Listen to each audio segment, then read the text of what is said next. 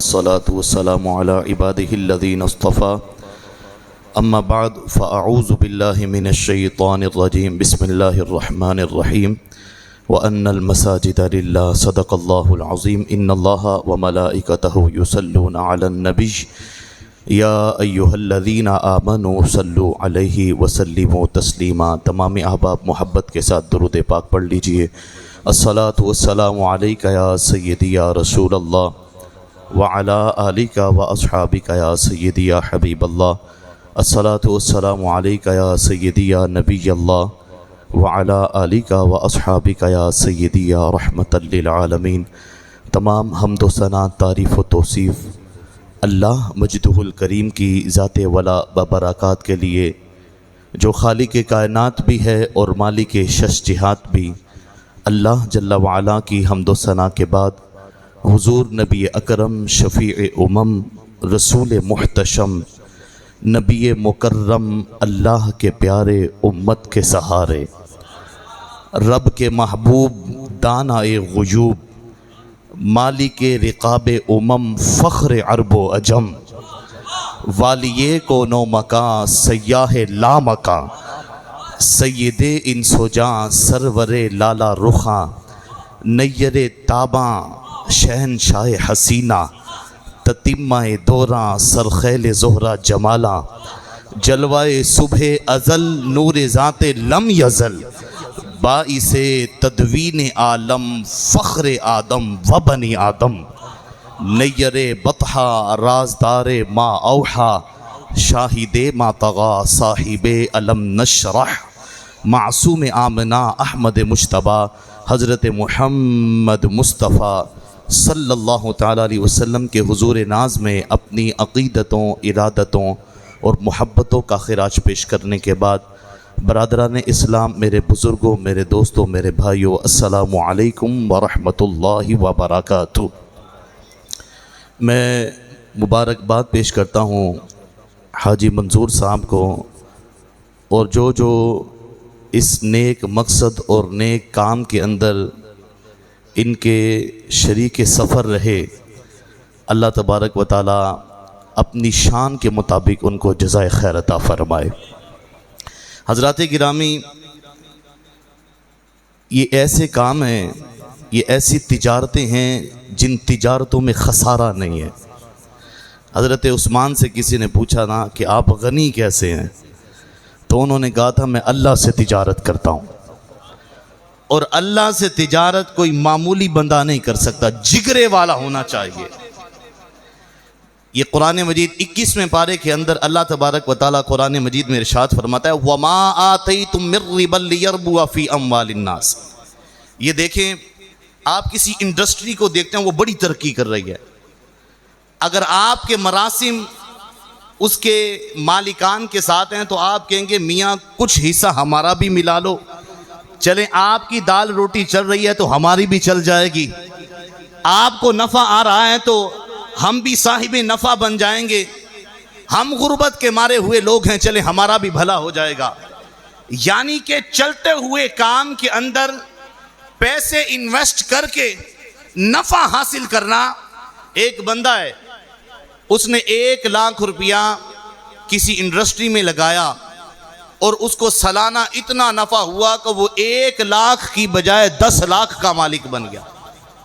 1 لاکھ اس کے پاس رقم تھی اصل، وہ کتنے رقم کا مالک ہوا؟ 10 لاکھ کا۔ اب بتائیے اس کی رقم کم ہوئی یا بڑی ہے؟ 1 لاکھ سے 10 لاکھ کا مالک ہوا۔ اللہ فرماتا ہے وَمَا آتَيْتُم مِّن رِّبًا لِّيَرْبُوَ فِي أَمْوَالِ النَّاسِ۔ تم نے اپنے مال کو بڑھانے کے لیے لوگوں کے مالوں میں ڈالا تاکہ وہ مال بڑھ جائیں۔ لوگوں کی عدالت میں جب ہم پہنچے تو لوگوں نے ہمیں سخی کہا، غنی کہا، امیر کہا، کبیر کہا۔ جب رب کی بارگاہ میں پہنچے ہیں تو اللہ فرماتا ہے فَلَا يَرْبُو عِندَ اللَّهِ، ہمارے نزدیک یہ مال نہیں پڑا۔ یا اللہ 1 لاکھ تھا 10 لاکھ ہو گیا، فرمایا نہیں پڑا۔ یا اللہ تیری بارگاہ میں کون سا مال بڑھتا ہے؟ اللہ فرماتا ہے وَمَا آتَيْتُم مِّن زَكَاةٍ تُرِيدُونَ وَجْهَ اللَّهِ۔ اللہ فرماتے جو تم مال اللہ کی رضا کے لیے خرچ کرتے ہو فَأُولَئِكَ هُمُ الْمُضْعِفُونَ، ہم تو ایسے ہی مالوں کو بڑھانے والے ہیں۔ اب حاجی منظور صاحب نے ایک کثیر تعداد میں اس رقم کو خرچ کیا، جگہ کو خریدا، اس کی تعمیر و توسیع میں ایک کثیر تعداد میں رقم خرچ کی۔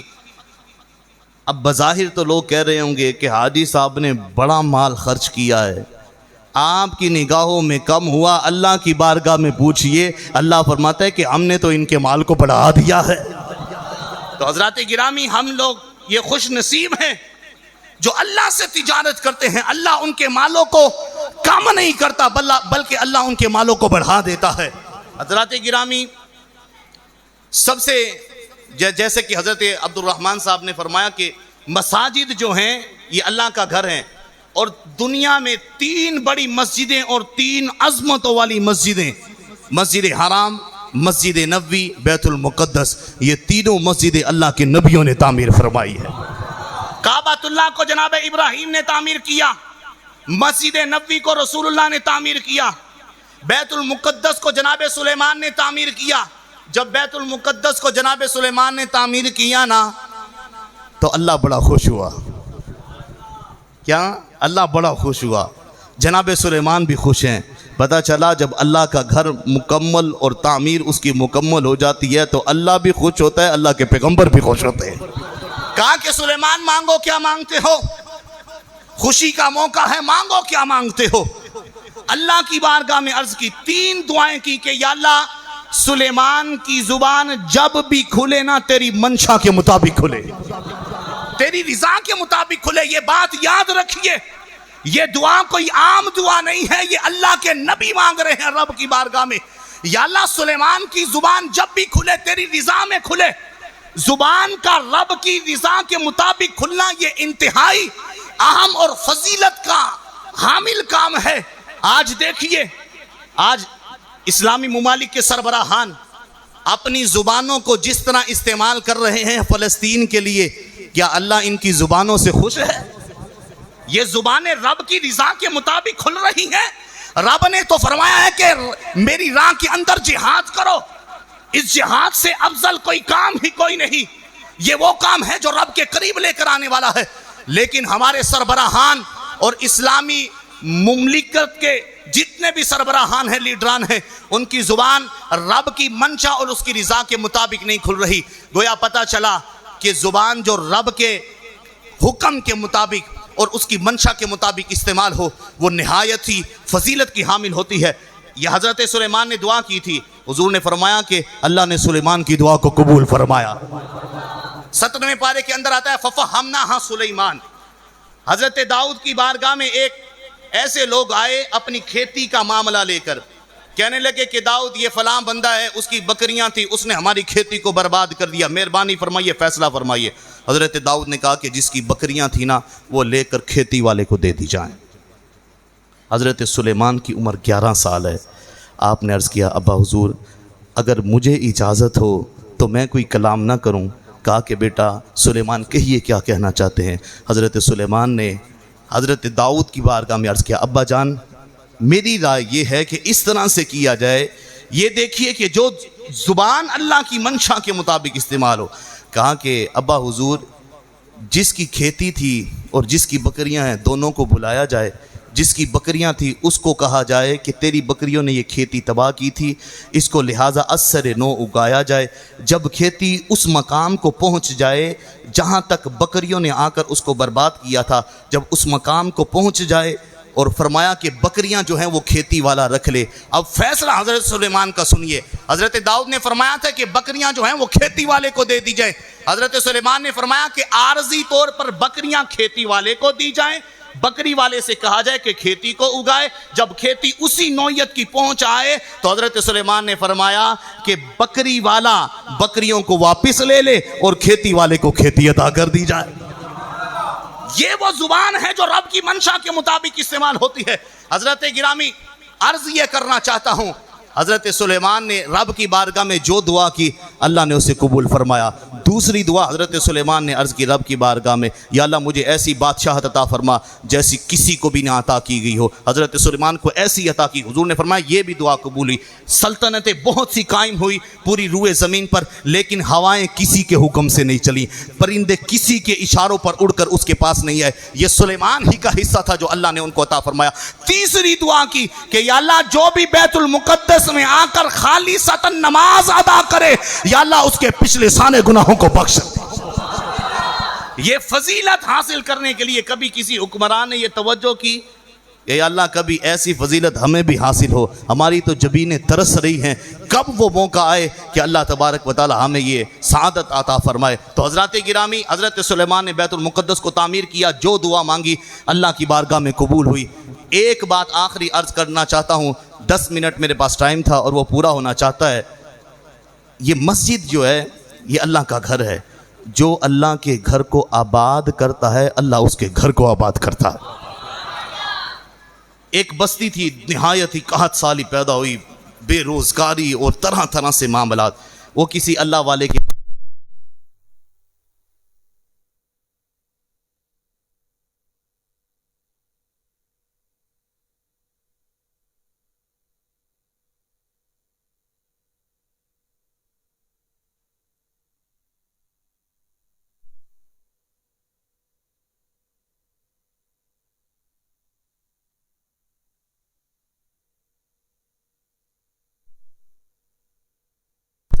ان کے جتنی بھی لوگ تھے سمجھدار وڈ وڈیرے آئے عالم دین کے پاس، بزرگ کے پاس۔ آپ نے فرمایا کہ جاؤ ذرا اپنی مسجد جو ہے نا اس کی دیوار کے ساتھ کان لگا کر آؤ، وہ مسجد کیا کہتی ہے۔ ویسے دیواریں بولتی نہیں ہیں، جب اللہ کے ولی کہیں تو بول بھی پڑتی ہیں۔ ہاں، اللہ کے ولی کہیں نا پھر بول بھی پڑتی ہیں۔ تو وہ گئے، مسجد کی دیوار کے ساتھ کان لگایا تو مسجد کہہ رہی تھی یا اللہ جس طرح انہوں نے مجھے ویران کیا ہے نا، یا اللہ ان کی بستی کو ویران کر دے۔ مسجد یہ کہہ رہی تھی جب اللہ کی اتنی بابرکت جگہ اور یہ عمارت اس بستی والوں کے لیے دعائے ضرر اور بددعا کر رہی ہو، وہ بستی کیسے عروج تک پہنچ سکتی ہے؟ آئے اور آ کر کیا حضور والا وہ تو ہمارے لیے دعائے بددعا کر رہی ہے، دعائے ضرر کر رہی ہے۔ تو آپ نے فرمایا کہ اس کا جو گلہ ہے نا اس گلے کو دور کرو، اس کو آباد کرو۔ وہ جب مسجد آباد کرتے ہیں سارے بستی والے وہاں پر آ کر اذان، نماز قرآن کی تلاوت، اللہ کا گھر آباد ہو گیا، خوشحالی آ گئی۔ آپ وہ نظر و نیاز لے کر اس بزرگ عالم دین کے پاس پہنچتے ہیں کہ حضور والا مہربانی، اللہ نے بڑی خوشحالی عطا فرما دی، اب تو مال کی کثرت ہو چکی ہے، مہربانی فرمائیے یہ تحفہ قبول کیجیے۔ آپ نے فرمایا تحفہ تو بعد میں قبول کروں گا، ذرا جاؤ مسجد کی دیوار کے ساتھ کان لگا کر آؤ تو مسجد کی دیوار کیا کہتی ہے۔ وہ وڈ وڈیرے آئے، مسجد کی دیوار کے ساتھ کان لگایا تو مسجد کہہ رہی تھی یا اللہ جس طرح انہوں نے مجھے آباد کیا ہے نا تو ان کی بستی کو آباد فرما دے۔ تو حضرات گرامی، اگر مسجد کو آباد کریں گے نا تو انشاءاللہ یہ بستی آباد ہو جائے گی، آپ کے گھروں میں خوشحالی آ جائے گی، آپ اس کی برکات کو دیکھیں گے۔ اگر اللہ نہ کرے یہاں پر مسجد کی صدائیں بلند ہوتی رہیں اور آپ اپنے گھروں میں بیٹھ کر نماز قضا کرتے رہے تو یہ نحوست آپ کے گھروں میں پہنچ جائے گی۔ اللہ رب العزت کی بارگاہ میں دعا ہے اللہ تبارک و تعالی ہم سب کو اس مسجد کو آباد کرنے کی توفیق عطا فرمائے۔ رب ذوالجلال کی بارگاہ میں پھر میں دعا عرض کرتا ہوں جناب سلیمان کی دعاؤں کا صدقہ، یا اللہ منظور صاحب کی جتنی بھی نیک دلی حاجات ہیں، یہ ہمارے بزرگان دین کی جنہوں نے اس میں کاوش کی کوشش کی، اللہ ساروں کی دلی خواہشات کو پورا فرما۔